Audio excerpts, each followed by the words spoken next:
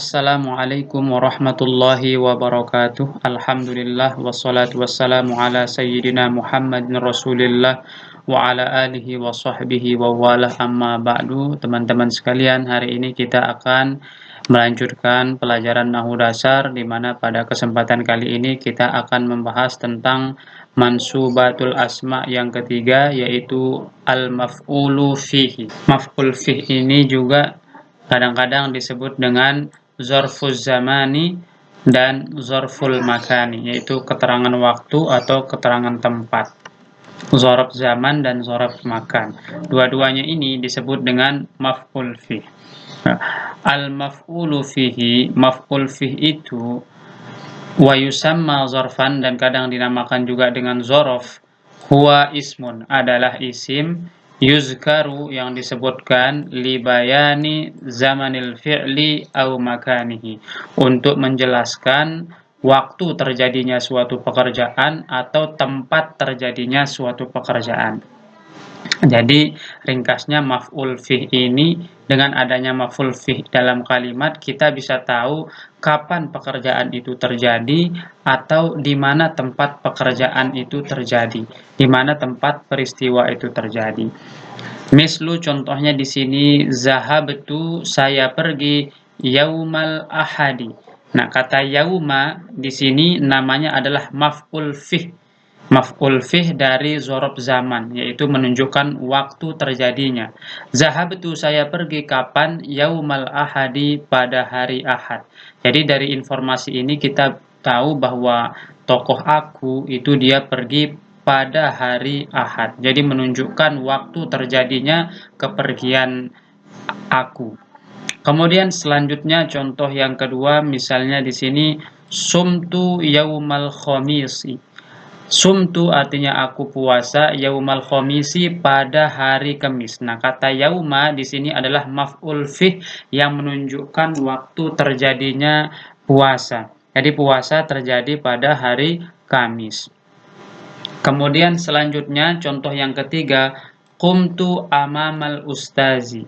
Qumtu artinya aku berdiri, amamal ustazi, di depan ustaz. Nah, kata amama ini adalah maf'ul fih yang menunjukkan tempat terjadinya suatu pekerjaan. Pekerjaannya di sini adalah aku berdiri. Di mana aku berdiri? Amamal ustazi, di depan ustaz. Nah, kata di depan ini adalah maf'ul fih dari zorof makan atau maf'ul fih dari keterangan tempat.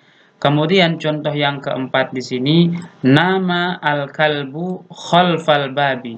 Nama tidur siapa? Al-kalbu, anjing, khalfa, di belakang, al-babi, di belakang pintu. Jadi nama al-kalbu khalfal babi, anjing itu tidur di belakang pintu. Kata khalfa di sini adalah maf'ul fih, ya, maf'ul fih yang mana menunjukkan tempat terjadinya suatu pekerjaan. Pekerjaan yang dilakukan di sini apa? Tidur. Siapa yang tidur? Anjing. Di mana dia tidur? Di belakang pintu. Nah, kata di belakang pintu itu adalah keterangan tempat dan disebut dengan maf'ul fih.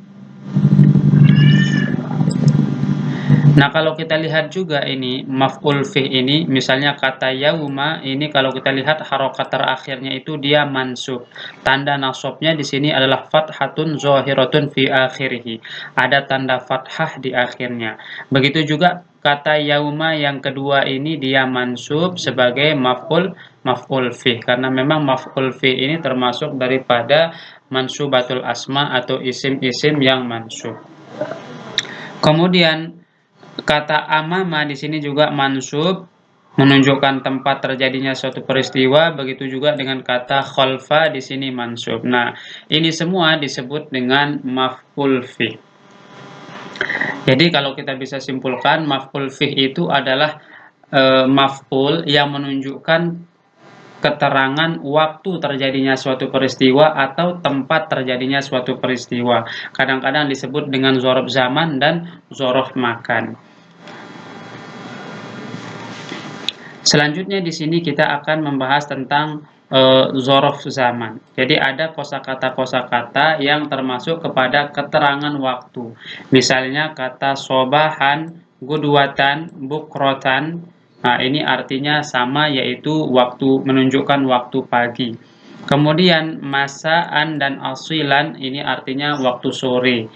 Lailan artinya waktu malam, naharon waktu siang, yauman itu adalah hari, usbu'an minggu, syahron bulan, sanatan setahun sama dengan aman setahun, qarnan itu satu kurun atau satu abad, abadan artinya selama-lamanya, hinan seketika, ahyanan kadang-kadang, tarotan sekali waktu, sabiqon dulu, sa'atan sesaat, al-ana sekarang, qabla sebelum, ba'da setelah, amsi kemarin, godan besok, anifan tadi, qodiman dulu.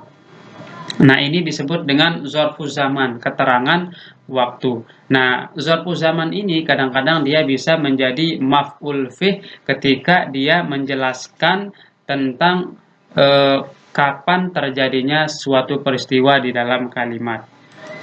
Selanjutnya ada juga zorful makani. Zorful makani itu kalau bahasa singkatnya itu keterangan tempat, atau contohnya di sini adalah amama artinya di depan. Kudama juga di depan, khalfa dan waro'a artinya di belakang, fauqa di atas, tahta di bawah, yamina sebelah kanan, kemudian shimal sebelah kiri, shimala, baina itu antara, haula di sekitar, inda di sisi, iza'a di depan. Sama dengan amama ya. Kemudian di sini kita akan bahas bahwa zorof atau keterangan itu dibagi menjadi dua, yaitu zorof mutasorrif dan ada zorof gairu mutasorrif. Zorof mutasorrif adalah ma yasta'milu zorfan hinan wa ghairu zorfin hinan akhor, yaitu adalah zorof yang kadang-kadang dipakai sebagai zorof dan kadang-kadang juga tidak dipakai sebagai zorof. Contohnya di sini adalah mithaluz zorfi, contoh ketika dia dipakai sebagai zorof, yaitu sumtu yaumal isnaini. Nah, kata yauma ini dia dipakai sebagai zorof, maka di sini dia fathah atau mansub karena zorof zaman itu dia mansub sebagai maf'ul fih. Nah, kadang-kadang juga kata yauma ini tidak dipakai sebagai zorof, ma laisa zorfan, yang tidak digunakan sebagai zorof. Contohnya di sini adalah yaumul jum'ati yaumun mubarakun. Hari Jumat itu, di sini kata yaumu di sini ya, dia dhammah di sini karena kedudukannya itu adalah sebagai mubtada. Yaumul jum'ati, hari Jumat itu, yaumun mubarakun adalah hari yang penuh berkah. Nah, kata yaumun di sini dia tidak dipakai sebagai zorof. Kemudian yang kedua adalah gairu mutasarrif. Nah, yang gairu mutasarrif ini adalah mala yasta'malu illa lizorfi awil jarri bimin, yaitu adalah yang tidak digunakan kecuali untuk zorof. Maksudnya hanya penggunaannya itu untuk zorof. Dan kadang-kadang baris bawah dia itu tidak baris bawah dengan dimasukinya oleh min. Contohnya di sini adalah qabla, ba'da dan inda. Ini selalu digunakan untuk zorof. Dan kalau masuk min kadang itu tidak tidak dijerkan ya apabila dia menyendiri. Itu misalnya di sini kalau kita taruh min menjadi min qablu, min ba'du gitu ya. Jadi nggak bisa jer. Selanjutnya, zorof itu dari segi perubahannya dibagi menjadi dua. Ada yang mu'rob. Mu'rob ini artinya bisa berubah tergantung amil, dan ada yang mabni. Mabni itu artinya yang tidak bisa berubah. Contohnya di sini yauman. Nah, kata yauman kalau dia jadi mubtada bisa jadi dibaca yaumun, atau misalnya dia jadi khobar gitu ya. Misalnya dia jadi menempati salah satu daripada marfu'atul asma. Kadang-kadang bisa dibaca yauman sebagai maf'ul fih misalnya atau sebagai zorof, dan kadang-kadang bisa juga dibaca yaumin ketika dia jadi mudhofun ilaih atau dimasuki oleh huruf jar. Nah, begitu juga dengan kata lailan, syahron, dan sanatan. Ini dia mu'rab, bisa kadang-kadang lailun, lailan dan lailin, syahrun, syahron, dan syahrin, sanatan, sanatun, dan sanatin. Jadi tergantung konteks kalimatnya. Yang jelas dia itu bisa berubah-ubah disebabkan oleh amil yang masuk padanya. Nah, sedangkan yang mabni ini dia akan selalu kondisinya seperti ini, tidak akan berubah-ubah. Contohnya di sini adalah amsi. Amsi artinya kemarin, idza artinya jika, haitsu di mana. Kemudian al-ana sekarang. Nah, ini empat zorof ini dia sifatnya itu mabni. Jadi tidak akan berubah walaupun posisinya dimanapun juga, akan tetap dia kondisinya seperti ini. Demikian pembahasan tentang maf'ul fih. Kalau kita ringkas, maf'ul fih itu adalah isim mansub, ya.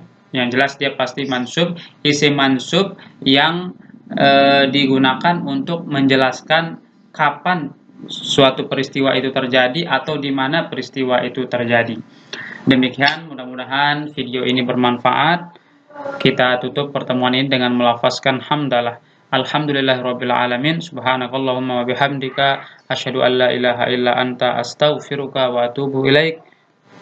Wassalamualaikum warahmatullahi wabarakatuh.